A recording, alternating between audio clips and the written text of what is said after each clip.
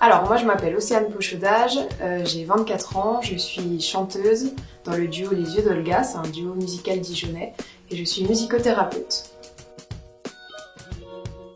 Alors moi je suis adhérente depuis le tout début, j'étais même présente aux prémices de la création de l'association. Delphine Morandet, la fondatrice, nous avait réunis à l'époque au Madeleine Café. On était je sais pas, peut-être une dizaine de filles, de femmes présentes. Et elle nous a parlé d'un projet, à l'époque je sais même plus comment c'était, mais je crois que ça s'appelait Le Projet. On avait un groupe Facebook où c'était Le Projet avec un petit cerveau, un petit cœur, c'était hyper marrant et on savait pas du tout de quoi ça allait s'agir. Hein. Et du coup voilà, j'étais là vraiment aux prémices avant que ça s'appelle Elle à Dijon, avant qu'on ait le logo, on a tout discuté ensemble et dès qu'il y a eu les adhésions qui ont été disponibles, et ben j'ai adhéré, voilà, je suis là depuis la base. Et alors pourquoi j'ai adhéré parce que c'est vrai que le fait que ce soit une association de femmes pour les femmes, mais pas vraiment féministe, c'est-à-dire que les hommes n'étaient pas exclus. Et c'était vraiment juste dans le but de voilà, soutenir les femmes entre elles, de faire émerger des projets ensemble, ça m'a vraiment intéressée. Alors mon meilleur souvenir, c'était tout début, la toute première réunion, si je peux dire, qu'on a faite ensemble. En fait, c'était le lancement, la soirée de lancement de Elle à Dijon. En fait, on a été toutes conviées, c'était à l'hôtel La Cloche à Dijon. Et il y avait, je sais pas, une centaine d'adhérentes déjà. Et moi, Delphine m'avait demandé si je pouvais faire une chanson représentative un petit peu de la sororité de Dijon, parce que c'est quand même quelque chose qui est important, le fait que ça naisse et qu'on soit reconnaissante qu'on aime notre ville, qu'on soit reconnaissante de tout ce qui est proposé ici. Et du coup, elle m'avait proposé de chanter la chanson Dijon de Yves Jamais. Et du coup, en fait, voilà, pendant cette soirée, j'ai été toute seule avec ma guitare devant toutes les femmes. Et j'ai participé, je lui ai dit ok carrément, et j'ai chanté et c'était un truc incroyable. Il y a eu plein d'émotions, j'ai eu plein de retours, ça m'a permis de discuter avec plein de gens, alors que quand tu ne fais pas forcément de la musique, c'est pas spécialement évident de créer des liens, de discuter avec les gens, etc.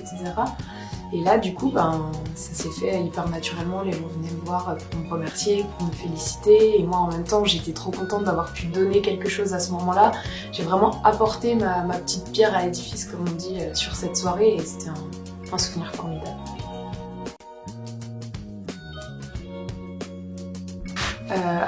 Au niveau des initiatives féminines, il y en a énormément que j'admire, et je trouve que c'est super que les femmes se bougent et aient des motivations et essayent d'arranger plein de choses en essayant de communiquer entre elles, de s'entraider, etc.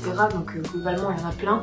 Mais s'il y en a une que je dois retenir et qui me touche particulièrement, c'est les aides qui sont offertes aux femmes en situation de précarité.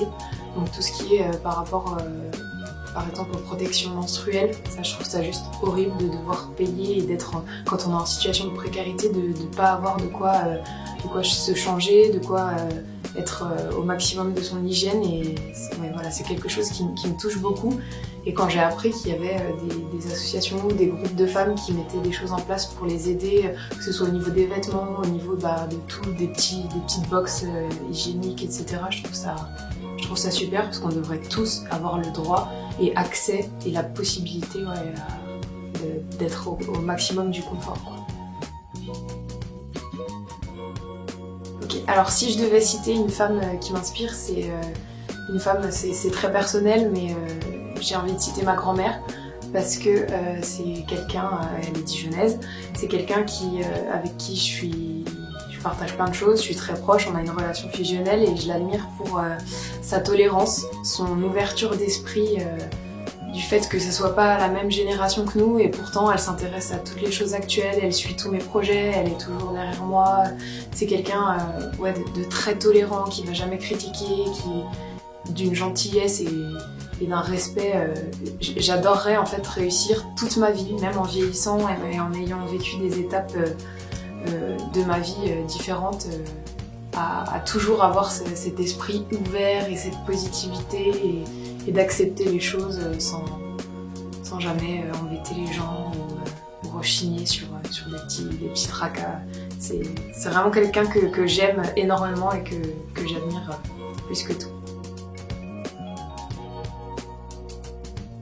Alors, comment je vois l'avenir avec l'association? Déjà, j'ai envie de dire que l'association, c'est l'avenir. Selon moi, les associations comme ça qui grandissent peu à peu et qui portent leurs fruits, parce qu'au final, c'est chaque adhérente qui permet que cette association soit en place et qu'elle soit ce qu'elle est. Et c'est juste formidable de voir tout ce qu'on peut créer, tout ce qu'on peut, avec un tout petit peu de solidarité, d'entraide et d'échange au niveau des idées, de partage, de motivation. Il y a plein de choses qui émergent et je trouve ça formidable. Donc déjà, voilà, je pense que les choses comme ça, c'est l'avenir. Et comment je vois l'avenir? Je pense que il faut encore plus développer, il faut faire rentrer un maximum de femmes, il faut en parler parce que plus on sera et plus le contenu sera riche. Et surtout ce que j'ai très hâte, c'est qu'on puisse, un petit peu comme tout le monde, toutes se revoir, refaire des happy cocktails, des midi-jupes, rencontrer de nouvelles personnes, faire des échanges parce que toutes ces petites choses, ça crée plein d'opportunités. Comme je disais, moi, grâce à cette association, j'ai rencontré plein de gens et ça m'a emmené sur plein de chemins différents. Et ça, c'est vraiment précieux de pouvoir compter sur ça.